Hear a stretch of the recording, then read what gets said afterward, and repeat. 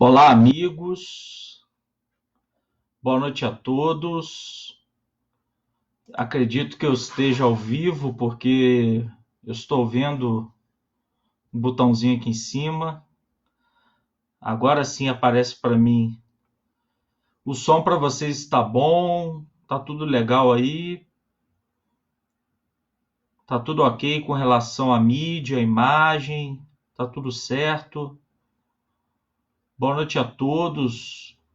Estou conseguindo até enxergar o site aqui. Aline, Michele, Aline, Maria Aparecida, Lobato, Valéria, Jurema, Anderson, Acácio, todo mundo que está ao vivo aqui. Estamos com os amigos de Perdeneiras, não é isso?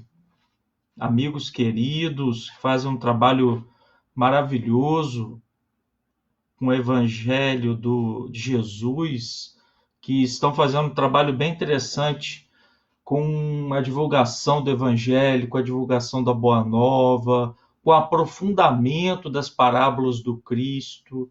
E isso me chamou muita atenção. O Alexandre, que é um dos responsáveis pelo canal, me contou desse desejo de falar de todas as parábolas do Cristo e me deixou muito feliz, porque nós também fizemos lá na Rede Amigo Espírita, da qual eu faço parte, também o estudo aprofundado das parábolas. Então, meus parabéns ao canal, parabéns a todos vocês, o Centro Espírita Amigos do Bem, pelo trabalho realizado. Então, meus amigos, apertem os cintos, porque eu também gosto de parábola. Não é à toa que nós fizemos um trabalho, né, de compilação de textos de amigos. Eu fiz um trabalho de compilação do texto de amigos do movimento espírita. Então temos Haroldo, Arthur Valadares, Simão Pedro, um tanto de amigos bacanas que nos trouxeram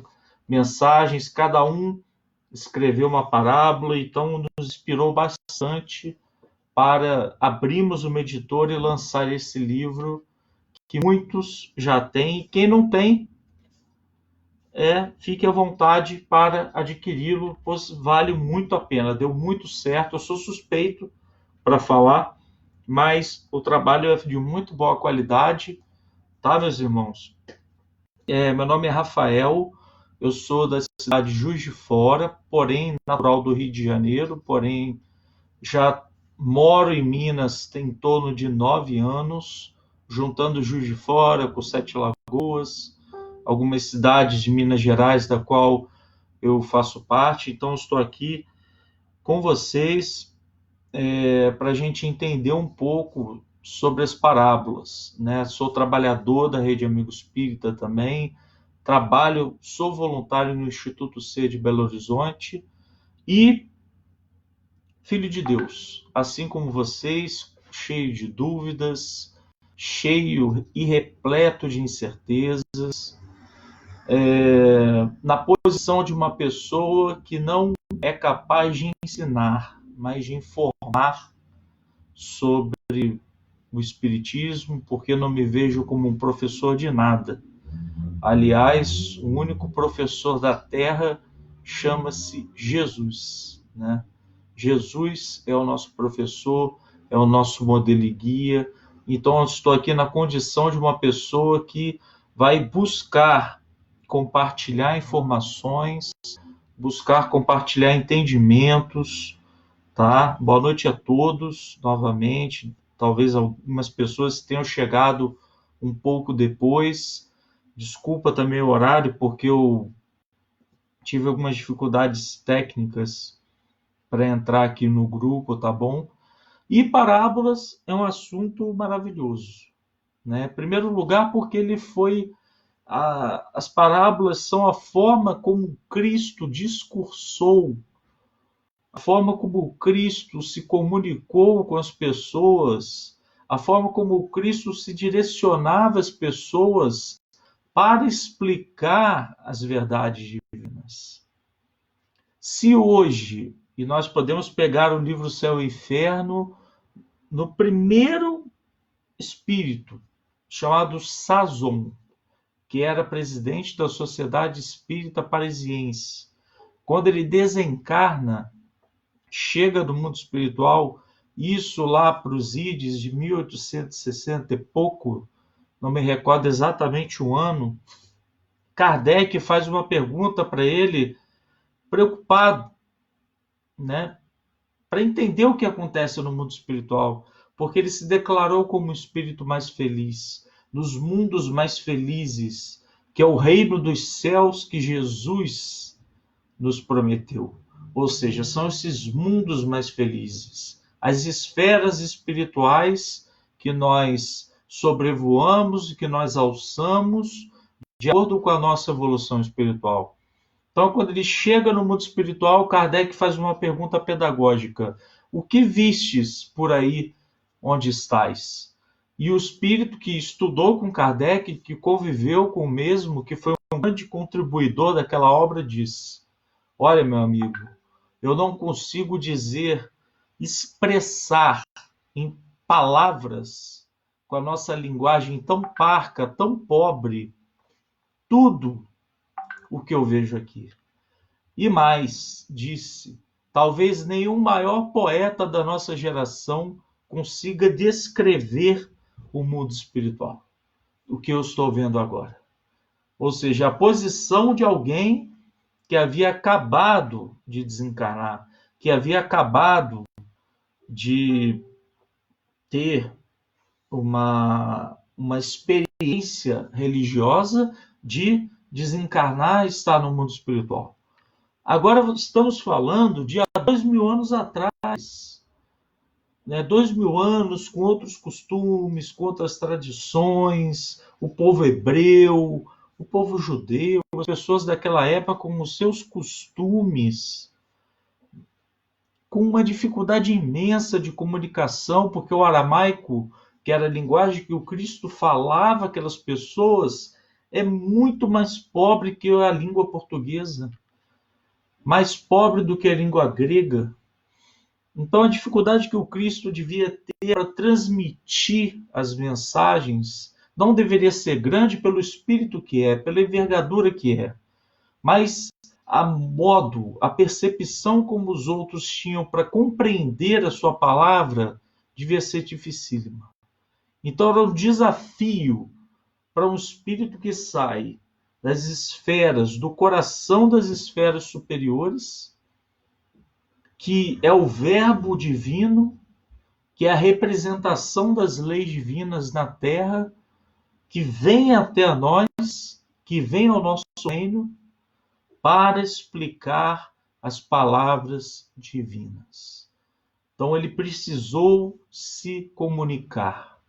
Ele utiliza de parábolas, por exemplo, no Evangelho de Lucas, no estudo que eu fiz, 20% das parábolas do Evangelho de Lucas, 20% do conteúdo do Evangelho de Lucas é elaborado por parábolas. Ou seja, Lucas, através de Paulo, quis enfatizar as parábolas do Cristo. E Lucas conta parábolas das mais formosas que nós conhecemos, como a parábola do filho pródigo, como a parábola do bom samaritano, parábolas que não são conhecidas em outros evangelistas. Então, ele, por ser talvez o evangelista Lucas, o médico, mais intelectualizado, ele conseguiu converter aqueles pensamentos em escrita no grego para facilitar a nossa compreensão. Então, é o verbo divino, é a maneira como ele se comunicou, é a maneira como ele queria apresentar o reino dos céus. Ele não falou céu, senão nós pensaríamos o resto da vida em nuvens, num espaço que está acima da nossa cabeça. Mas ele falou reino dos céus. Ele fala de um céu cósmico. O que o Espiritismo vem nos apresentar é os céus cósmicos. São as esferas espirituais e as consequências que nós temos de realizar o mandamento de Deus em nossos corações ou não realizar os mandamentos de Deus em nossos corações. As parábolas têm como objetivo dizer é semelhante ao reino dos céus. Não quer dizer que é igual, né? Nós somos semelhante, somos a imagem e semelhança de Deus, mas não somos igual a Deus. Então ele usa de palavras para dizer que somos semelhantes. Inclusive o Livro dos Espíritos nos ensina que se nós queremos entender e conhecer Deus profundamente, nós devemos olhar o livro da natureza. E Jesus, assim como o Espírito Emmanuel, e assim como alguns outros espíritos, eles tratam da parte agrícola, da parte vegetal, da parte dos costumes da época. Então, observe a natureza, observe o mundo, que vocês verão a Deus. Então, Jesus articula parábolas para que nós possamos nos aproximar do hálito divino, né? E falar de hálito é de aproximação. Aproximação. Se aproximar, cheirar Deus, sentir o cheiro de tinta fresca das claridades divinas.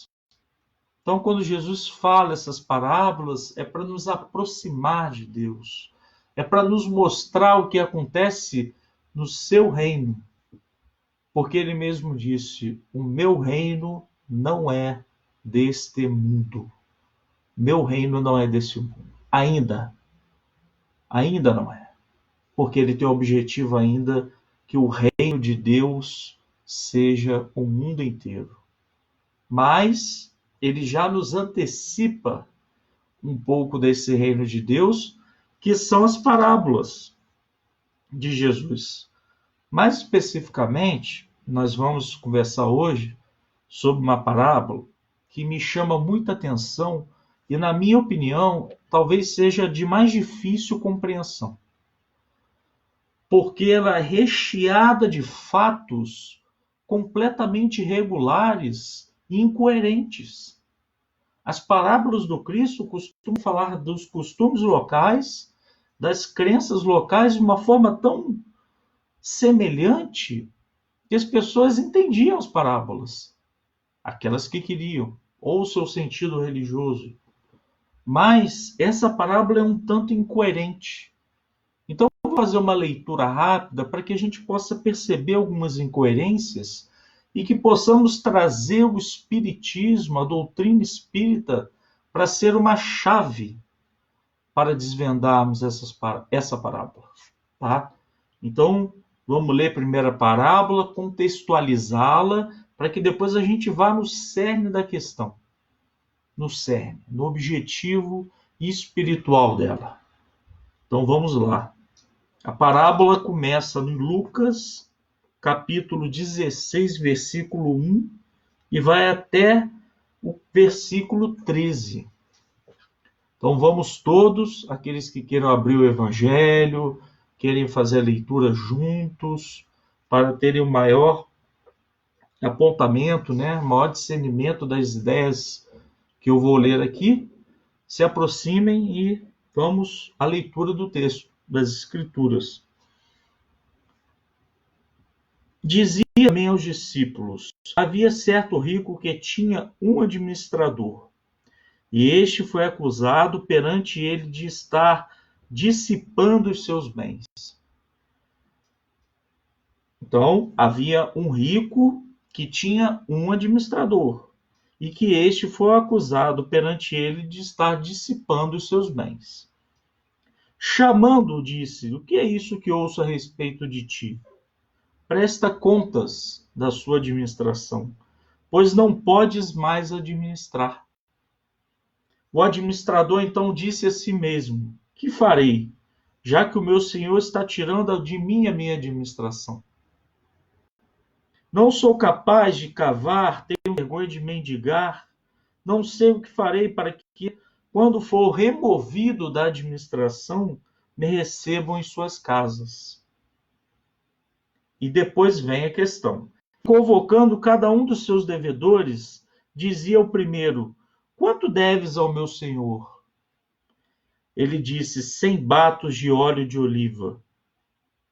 Então, ele pegou, tomou a conta, assentando-se, riscou, escreveu: agora deves 50. Então disse ao outro: e tu, enquanto deves? 100 coros de trigo. Disse-lhe: toma a tua conta e escreve 80. Então ele foi chamando os devedores e foi diminuindo a dívida deles, para se redimir com o Senhor. E depois do que ele fez, o Senhor elogiou o administrador, porque ele agiu prudentemente. Porque os filhos dessa era são mais prudentes do que são os filhos da luz em sua própria geração.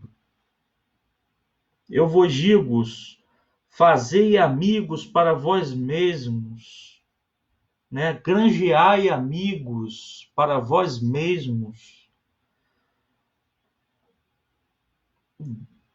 de Mamon, da injustiça, para quando cessar vos recebam em seus tabernáculos eternos. O fiel no pouco é fiel no muito. O injusto no mínimo é o injusto no muito. Então, meus amigos, a gente tem uma história que é a seguinte. Vamos resumir para que a gente possa alcançar o objetivo espiritual da parábola.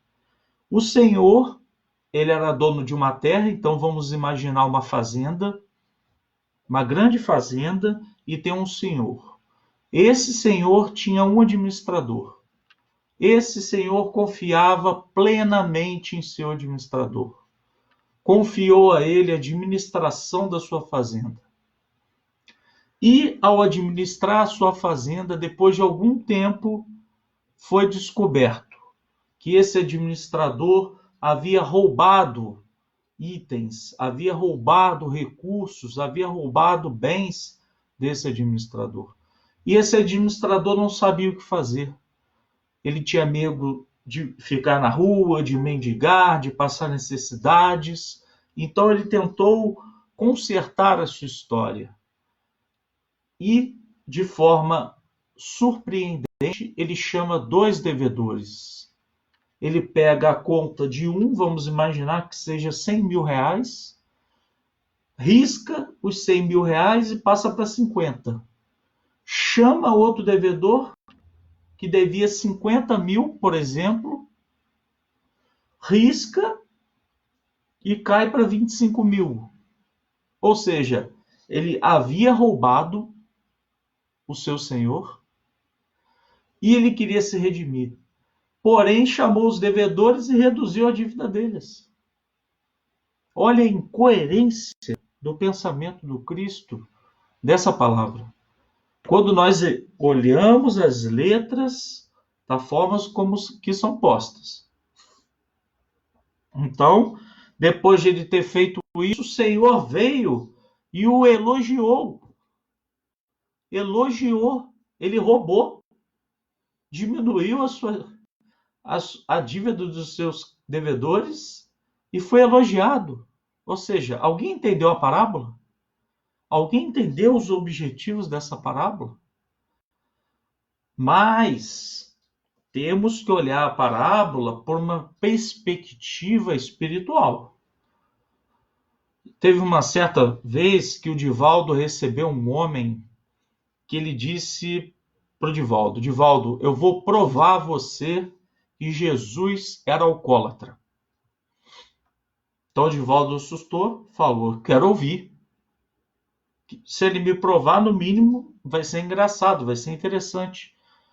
Então, o homem havia com o evangelho, estava com o evangelho debaixo do braço, e começou a falar com o Divaldo. Divaldo, você lembra daquela passagem de Jesus? Indicou aqui o texto, onde Jesus transforma a água em vinho. Certo, lembro. Então, logo depois de algumas passagens, ele diz: quem é meu pai, quem é minha mãe, quem são meus irmãos? Quer dizer,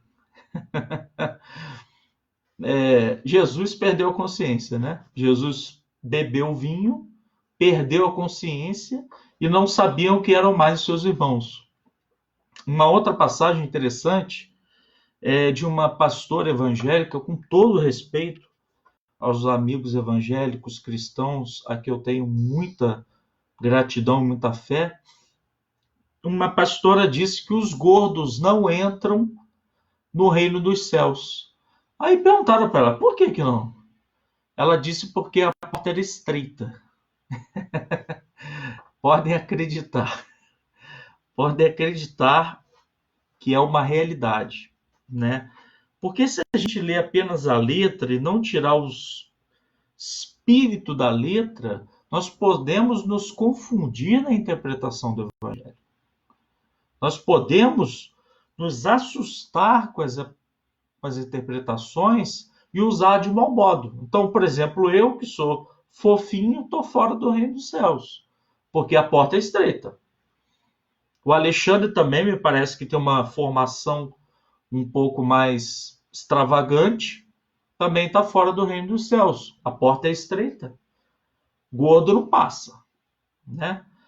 Então, a gente precisa refletir sobre isso, refletir sobre essas questões, refletir sobre a nossa capacidade de buscar entender, se apropriar da linguagem do Evangelho. Então, meus amigos, vamos a uma perspectiva espiritual que eu encontrei depois de algumas leituras, lendo baseado na obra de Kardec, e vamos pensar da seguinte forma: existe uma fazenda que tem um senhor, existe um mundo que tem um senhor, e esse senhor é Deus. Deus é o dono do mundo. Ele é a causa primária de todas as coisas. Foi ele que abriu o termo de abertura de um projeto cósmico chamado Planeta Terra.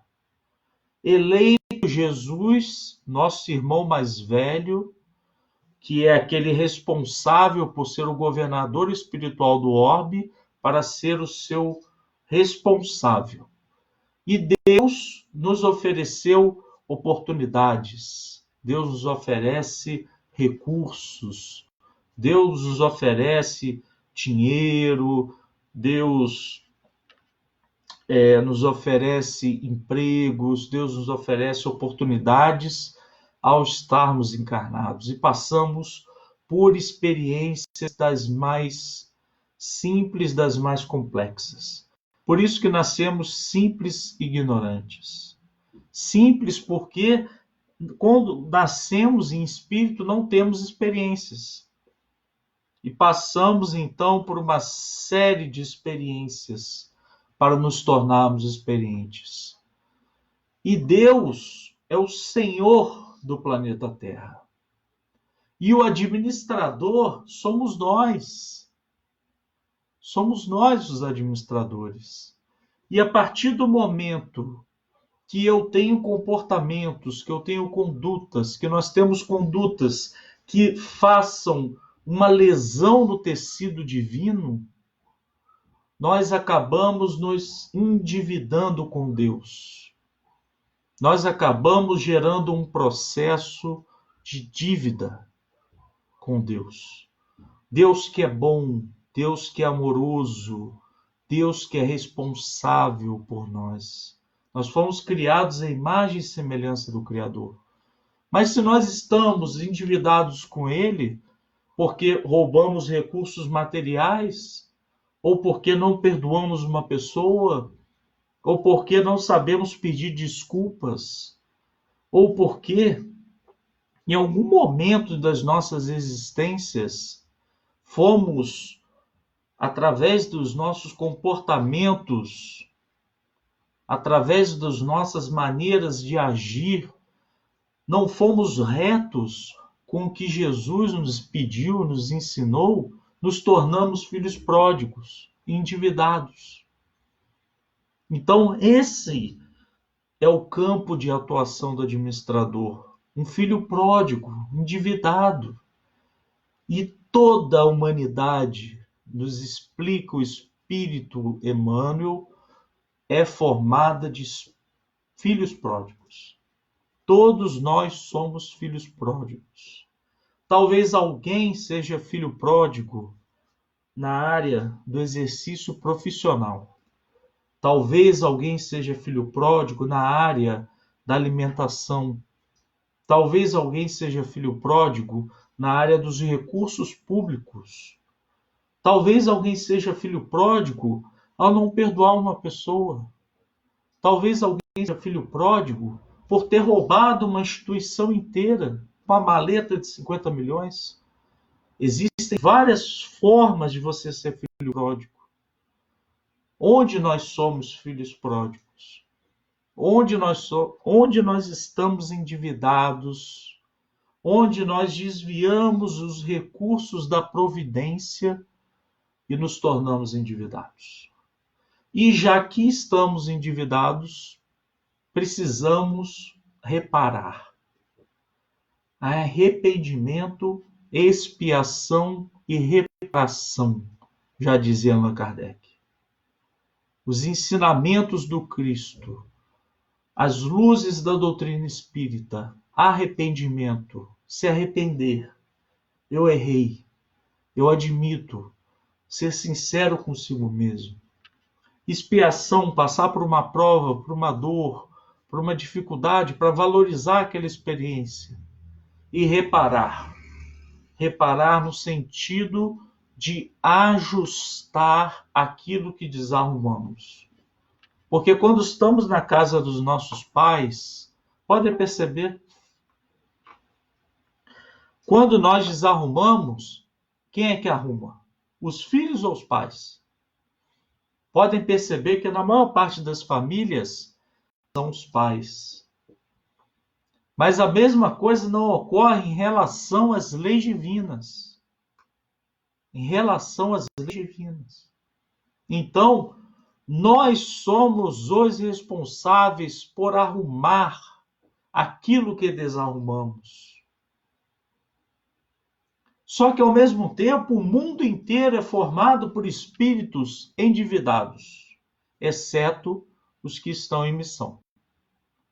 Não me cabe aqui dizer quem está em missão, mas cabe dizer que a maior parte das pessoas que estão no mundo de provas e expiações tem as suas dívidas, tem os seus processos de reajustes na família, processos de reajustes em religiões, processos de reajustes em algum ambiente profissional, ou seja, na área da ciência. Alguém que matou pessoas vem no corpo de um médico para salvar vidas. Então, a parábola quer dizer o quê? Se alguém entra na porta do centro espírita sentindo uma aflição, você que é endividado, você que desperdiçou recursos da providência, vai abraçar aquela pessoa, vai ouvi-la, vai fazer um atendimento fraterno, vai tê-la em um processo de harmonia espiritual. Ela vai ouvir uma palestra e depois você ou outra pessoa que também está endividada, vai oferecer um passe para ela, para que ela se acalme, para que ela possa se harmonizar, para que ela possa se reajustar para as suas dificuldades. O que você fez com a dívida dela, que era de 90, você fez um risco. Então, você passou a borracha da caridade.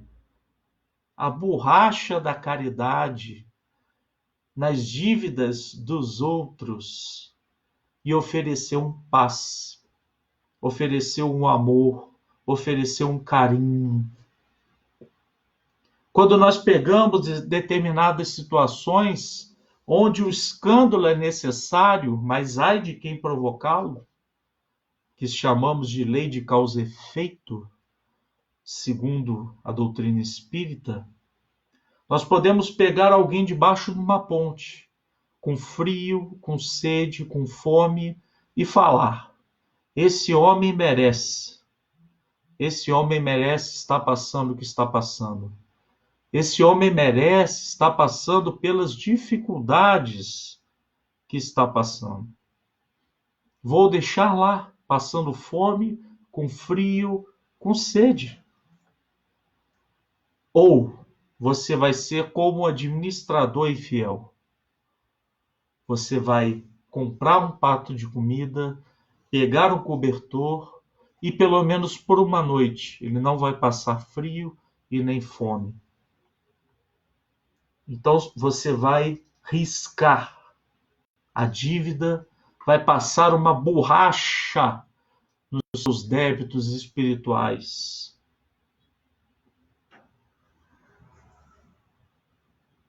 Passar uma borracha nos débitos espirituais. A borracha da caridade. A borracha do amor. Para que nós possamos, sim, sermos privilegiados um dia de usarmos os recursos do Senhor. Quando eu fico muito triste, quando eu vejo pessoas dizerem: não, mas ele merece passar por isso. Não, mas ele fez de tudo para passar por isso. E as pessoas se esquecem das palavras dos espíritas de caridade, de amor, e principalmente no livro Gênesis, que Deus se manifesta pelas suas obras. Deus se manifesta pelas suas obras. O Espírito Santo da Bíblia é a manifestação de Deus entre os homens. Não é Deus, que é um ser cósmico, que vai lá e vai dar comida para a pessoa. Somos nós, criados à imagem e semelhança de Deus, que vamos ajudar, diminuir aquele débito. E ele não fala em diminuir totalmente, porque ninguém vai diminuir totalmente a dívida de ninguém. Mas nós vamos seguir a premissa do Cristo. Vinde a mim, aqueles que estiverem tristes, desolados, e eu os aliviarei. A frase de Jesus. Jesus não está na terra em corpo físico, mas ele quer cidadãos, ele quer humanos encarnados para que ajudem os seus filhos, porque ele mesmo disse: aquele que fizer bem aos meus filhos estará fazendo bem a mim também, porque nós estaremos cumprindo os mandamentos do Cristo. E assim como Paulo disse em uma de suas cartas, estaremos buscando ser Jesus. Antes daquela pergunta, quem é o modelo e guia da humanidade, Paulo já havia falado nas suas cartas, na carta aos Romanos, que o nosso objetivo é sermos como Jesus. Sermos como Jesus. Esse é o objetivo. Então, nós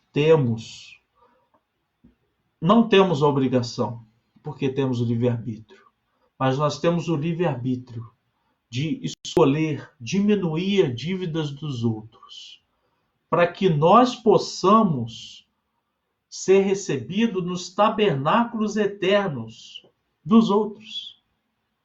Fecho essa palestra, peço desculpa se eu passar 2 minutos, para contar o caso de Valéria, porque foi isso que Jesus fez. granjeai amigos com as riquezas da injustiça, para que eles vos recebam em seus tabernáculos eternos. E Valéria era uma pessoa feliz, animada, disposta, mas foi acometida por uma paralisia cerebral. Então Chico, uma vez por semana, durante 10 anos, fez o culto no lar do Evangelho e sempre levava um bolo, um carinho, uma alegria para Valéria. E chegou um certo momento, depois desses 10 anos, que Chico falou: Valéria, fale Jesus. Eu sinto que agora é a hora.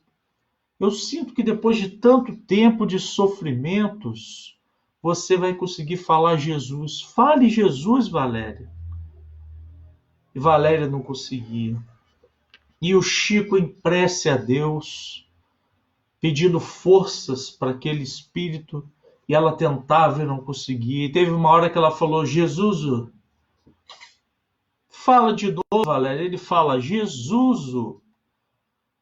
Então, naquele momento, Chico fica maravilhado, se derruba em lágrimas, porque Valéria havia falado Jesus. Chico sofreu porque depois de algumas semanas Valéria desencarnou. Mas, em uma determinada época de sua vida, Chico sentiu angina, corroeu o seu coração como um animal morde um coração. Ele sentia muita dor e, afastado dos médicos, afastado das pessoas, ele estava em um quarto, sozinho, quando um espírito luminoso entra pelo quarto, coloca as duas mãos no coração do Chico e toda dor passa. E ele, maravilhado: minha filha, pelo menos me diga o seu nome. E ele fala: Chico, você não está me reconhecendo? Diga o seu nome, eu não estou te reconhecendo. Chico, eu vou dizer uma palavra, e você vai me reconhecer. E ela diz: Jesus. Foi quando Chico disse: Valéria, minha amiga, você está aqui. Então o espírito que foi ajudado pelo Chico, voltou do mundo espiritual para aliviar. Porque Jesus alivia, ele não tira tudo. E nós estamos aqui também para aliviar. Nós estamos também aqui para dirimir. Nós estamos aqui também para acalentar as dores. E não para aumentar. E não para sermos mais aflição do que as aflições já são. Seria um contrassenso aos espíritos cristãos. Então, finalizo aqui dizendo: vinde a mim, disse Jesus, os que sofrem, pois que serão consolados. Que na vida de vocês, que na minha vida, que na vida de todas as pessoas, nós possamos ser Cristos para nos ajudar, para nos completar, para nos sustentar em prol do amor e do bem universal. E vai chegar um dia que ninguém mais vai ter sobrenome. Eu vou ser o Rafael, o Alexandre Matias, né? Vai ser só Alexandre, a Érica dos Santos vai ser só Érica, a Sátiko Sakamura vai ser só Sátiko, a Ana Lúcia Vaccaro vai ser só Ana Lúcia, porque nós seremos uma família universal.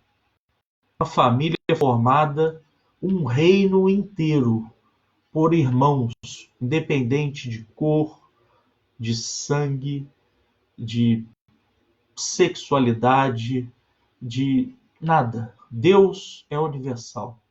E esse Deus, é esse Pai de pronome nosso que nos espera no céu.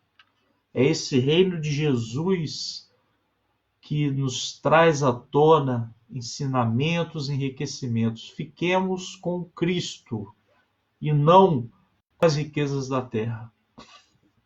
Como termina aqui: não podereis servir a dois, a Deus ou a Mamon.